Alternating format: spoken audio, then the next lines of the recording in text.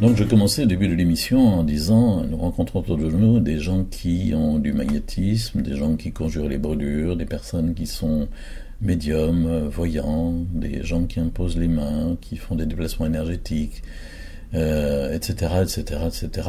La liste des dons occultes est longue et je vais essayer de faire une approche à travers des entrées multiples et différentes. Je vais d'abord parler des services occultes. Il y a de nombreuses personnes qui proposent des services occultes. Et souvent, ces personnes pensent que ces dons viennent de Dieu. C'est souvent le cas en ce qui concerne la recherche de guérison, d'autant plus que la magie blanche, comme je l'ai déjà exprimé au cours d'émissions précédentes, est déguisée sous des habits religieux et bienfaiteurs. Et que la magie blanche met en œuvre des dons qui sont procurés souvent par des transmissions intrafamiliales. Il m'a été donné par ma mère, il m'a été donné par ma tante, etc., par ma grand-mère. Et on voit bien qu'un charisme, lui, n'est pas transmis à l'intérieur de la famille. On n'est pas prophète de père en fils. Et ça devrait attirer notre attention. Toujours en ce qui concerne les services occultes, souvent les personnes qui les mettent en œuvre ou les personnes qui les demandent se satisfont du résultat sans chercher à savoir ce qui se passe réellement. Du moment que ça marche, du moment que c'est opérationnel, pourquoi s'en priver ? On ne va pas chercher plus loin. Et on peut souvent s'en servir en désespoir de cause, dans une souffrance extrême, comme par exemple un zona ophtalmique. On est prêt à tout pourvu que cela cesse. Mais on ne cherche pas à analyser. Et puis, on peut encore dire, quelquefois, les personnes émargent consciemment à la magie ou à l'occultisme en sachant pertinemment qu'on est dans le domaine des esprits, que les personnes que l'on sollicite ont été initiées, ou qu'en s'initiant soi-même par des lectures ou des pratiques ésotériques, on a acquis des dons qui sont d'origine occulte. Mais ce n'est pas la catégorie la plus nombreuse des personnes. Prenons maintenant une autre entrée, si vous voulez. Comment peut-on acquérir les dons occultes ? Comment peut-on acquérir les dons occultes ? Souvent par débordement. De nombreux traitements magiques. On va voir de très nombreux magnétiseurs, par exemple, des toucheurs, des guérisseurs, des voyants, etc. Tout au long de sa vie. On en voit 20, on en voit 50. On cumule quelquefois 200 contacts occultes. Ça m'arrive fréquemment de recevoir des personnes qui ont ce chiffre au compteur. C'est étonnant, mais c'est comme ça. Eh bien, de nombreux traitements magiques peuvent produire à la longue la naissance de dons occultes chez celui ou celle qui a été traité. C'est ainsi que l'on observe assez facilement la naissance d'un don de magnétisme guérisseur chez une personne qui n'a rien fait pour l'avoir, ou encore la naissance d'une sensibilité médiumnique allant jusqu'à des flashs de voyance. L'intensité et la quantité d'impact occulte dans la vie de la personne qui se retrouve avec un don sont donc assez déterminantes pour provoquer une sorte de propagation et de débordement. Et il est légitime de penser à l'expérience que cette propagation déborde largement la génération de la personne qui la constate pour se propager ensuite sur les générations futures. Je vais vous donner un exemple, un homme qui fait état de plusieurs visites chez des magnétiseurs et d'antécédents familiaux où ce type de visite existait. Il est même allé voir un magnétiseur qui était un véritable médium, d'après le récit qu'il en fait. Il dit qu'il ressent des choses étranges, l'envie de soigner des gens. En fait, c'est probablement, quand je l'écoute, c'est probablement la naissance d'un don de magnétisme. Il sent dans ses mains quelque chose là. Chrétien de tradition, il cherche à comprendre la différence entre le charisme de guérison et sa contrefaçon. Et donc on va avoir une discussion avec lui par mail ou par téléphone. Une deuxième façon de recevoir les dons occultes, j'ai dit la première façon c'est la propagation, le débordement. Une deuxième façon c'est la propagation familiale, notamment dans les familles où un don a déjà été exercé et activement et fréquemment. Certaines personnes n'ont jamais personnellement émargé à l'occultisme et pourtant elles se retrouvent perturbées par une sensibilité médiumnique par exemple, ou encore par un magnétisme guérisseur dont elles se demandent d'où il peut bien sortir. Et dans cet aspect de transmission familiale, il faut noter ce qui se produit fréquemment dans les familles, à savoir la transmission d'une formule, d'un rituel, d'un secret, souvent juste avant la mort du possesseur, du transmetteur.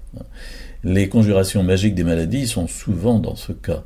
Et c'est d'ailleurs une excellente preuve que cela ne vient pas de Dieu, puisque c'est transmis de personne à personne. Je rappelle la petite ritournelle qui est souvent comme ceci: feu, feu, feu, je te conjure de perdre ta chaleur, comme Judas perdit ses couleurs en trahissant notre Seigneur. Ça n'a rien d'une prière, et je me souviens de ce monsieur qui était en face de moi et qui m'a tiré cette petite formule sur un petit papier qui était contenu à l'endroit où moi personnellement je mets dans mon portefeuille les tickets de CB. Lui il avait mis cette formule. Je lui dis: vous allez la prendre, vous allez la déchirer et vous en débarrasser, faire une renonciation par rapport à cela. Parce que tant que vous l'avez, c'est comme un pacte, vous comprenez. Elle vous a été transmise, vous l'avez accueillie, ça équivaut à initiation.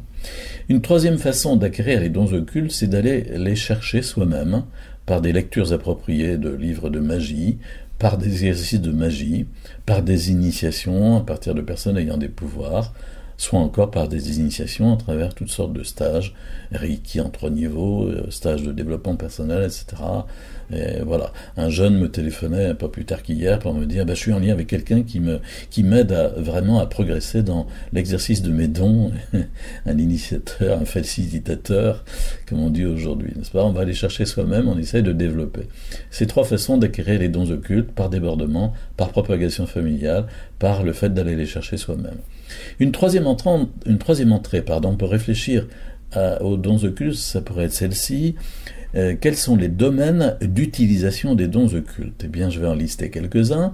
Le domaine des conjurations magiques, les brûlures, les verrues, les zonas, les vers, les hémorragies, qui prétend accorder la santé par prononciation d'une formule magique. Le domaine des déplacements d'énergie, qui va du magnétisme de base, si l'on peut dire, que l'on trouve facilement dans nos villes, nos campagnes, jusqu'à des techniques plus sophistiquées exigeant une initiation, comme le Reiki. Et dans tous les cas, il s'agit de soulager la personne par rapport à une souffrance précise ou à un mal-être diffus. Un troisième domaine, on pourrait dire, c'est celui de la médiumnité, de la divination, de la voyance, de la connaissance donc de réalités cachées. Cela va de la sensibilité intuitive à une véritable performance permettant de scanner les personnes et de savoir à partir d'un support, comme une mèche de cheveux, une roulure d'ongles, un vêtement, une photo, en passant par connaissance qui répond à des questions précises. Un autre domaine, ça pourrait être celui de la communication avec les esprits, en laissant croire qu'il s'agit de la communication avec les défunts ou avec les morts. Les modes de transmission utilisés sont souvent l'écriture automatique, la perception intérieure de voix, qui peut donner lieu ensuite à des locutions verbales directes. Dans tous les cas, ces phénomènes sont assez contraignants pour celui qui les utilise. Un autre domaine, c'est celui des phénomènes paranormaux, par exemple le déplacement d'objets, télékinésie, le fait d'être plaqué dans son lit, le fait de voir des formes noires, le fait d'entendre des voix, que sais-je encore. Un autre domaine, c'est celui du désenvoûtement, de la protection magique, des faux exorcismes, et Dieu sait qu'ils pullulent aujourd'hui sur Internet, mais aussi quelquefois sur le terrain. Je voudrais prendre encore une autre porte d'entrée, c'est le résultat obtenu par l'utilisation des dons occultes qui en fait sont mensongers. Ce ne sont pas de vraies guérisons, mais seulement le soulagement de certaines souffrances, le déplacement, comme par un tour de passe-passe, de certains symptômes. Car la connaissance habituelle de l'avenir n'existe pas, seulement celle du passé et du présent. Il y a donc de nombreuses supercheries dans les choses qui sont annoncées. La communication avec les morts n'existe pas non plus, et les esprits savent donner le change. Les phénomènes paranormaux sont fréquemment la résultante de compromissions avec l'occultisme. Les désenvoûteurs agissent par le même concours des entités diaboliques que dans le cas des magiciens. Ce qui est certain, donc, c'est que les résultats obtenus sont quelquefois assez bluffants, et ils abolissent fréquemment tout esprit critique qui chercherait à comprendre plus avant ce qui est fait ou ce qui est dit. Nous sommes dans le domaine de la poudre aux yeux, le domaine de la frime, mais c'est quelquefois effectivement très bluffant, et donc on a tendance à baisser la réflexion et à s'embringuer dedans. Encore une autre porte d'entrée, celle des nuisances engendrées par les demandes de services occultes ou par l'exercice des dons. Les nuisances qui sont multiples. Le principe est toujours le même, à savoir que la compromission avec les esprits diaboliques se paye en espèces sonnantes et trébuchantes. Pour être plus clair, Satan se fait payer. Ça peut être maintenant, ça peut être plus tard, ou encore beaucoup plus tard. Mais l'exercice de ces pouvoirs a toujours un coût. La magie blanche, par définition, est à double effet. Le premier effet ressemble à une sorte d'exaucement de ce que vous avez demandé, un soulagement, la cessation d'un trouble de santé, d'une maladie. Le second effet, plus lointain, de sorte à ce qu'on ne fasse pas le lien entre la demande qu'on a faite, est toujours une nuisance. Et c'est précisément par le repérage des nuisances que l'on peut remonter jusqu'à l'origine occulte des troubles qui se sont installés. Ce sont aussi ces nuisances qui finissent par pousser les gens qui en sont victimes à chercher une libération, une délivrance, un exorcisme, et il y a là un terrain pastoral immense auprès des personnes demandeuses de démarches spirituelles. Ces nuisances, si on essaye de les classifier, sont d'abord d'ordre spirituel.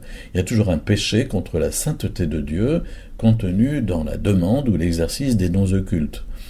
Les conséquences sont souvent des difficultés à prier, une certaine incrédulité vis-à-vis de la parole de Dieu, des blasphèmes involontaires contre Dieu.